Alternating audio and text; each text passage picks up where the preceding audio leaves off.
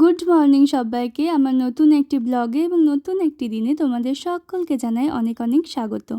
আজ সকালবেলা ওয়েদার একদম মেঘলা ছিল আর ঝিরঝির করে বৃষ্টি হচ্ছিল। আমি টাইমলি ঘুম থেকে উঠেছি, তারপর ফ্রেশ হয়ে বাসি জামাটা আগে কাচতে দিয়ে দিলাম। বৃষ্টি যেহেতু হচ্ছে, বাচ্চারা মনে হয় একটু দেরিতে আসবে, তো বাগানে একটু দাঁড়িয়ে জলটা এখানেই খেয়ে নিয়েছিলাম।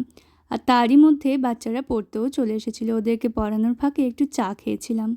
সেটা আর ভিডিওতে নেওয়া হয়নি। ওরা পড়ে বাড়ি চলে গেল। এদিকে ও আজকে মুড়ি খাওয়ার সময় বাড়ি এসেছিল, আর ওকেই বলেছিলাম মুড়িটা মাখতে। তো জলখাবার সেরে রুমে এসে আজকে একটু বেডশিটটা চেঞ্জ করেছি। বালিশের কভারগুলো করিনি, যেদিন কাচতে দেবো সেদিন করব। তারপর স্নান সেরে নিয়েছি।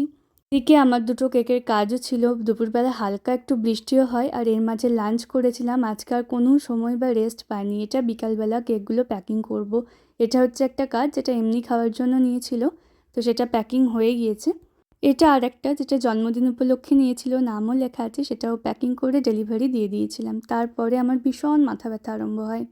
মুখ চোখ দেখে বুঝতেও পারবে। তো শুয়েই ছিলাম সন্ধ্যা থেকে, একদম রাত্রেবেলা উঠে ডিনারটা করেছিলাম। ওর আজকে বিয়েবাড়ি ছিল, আসতে দেরিও হবে। তো এদিকে আমি মাছগুলোকে খেতে দিয়ে একটু ফ্রেশ হব। ফ্রেশ হলে ঘুমটা ভালো হয়। আর এখন ঘুমাবো না, ও যখন আসবে তারপরেই ঘুমাবো। ততক্ষণ জেগে থাকবো, মাঝে ঘুম ভেঙে গেলে না আমার খুব সমস্যা হয়। তো চলো আজকে ব্লগটা এখানেই শেষ করব, আর দেখা হবে আবারও নতুন একটা ব্লগে কালকে। তো ততক্ষণ গুড নাইট।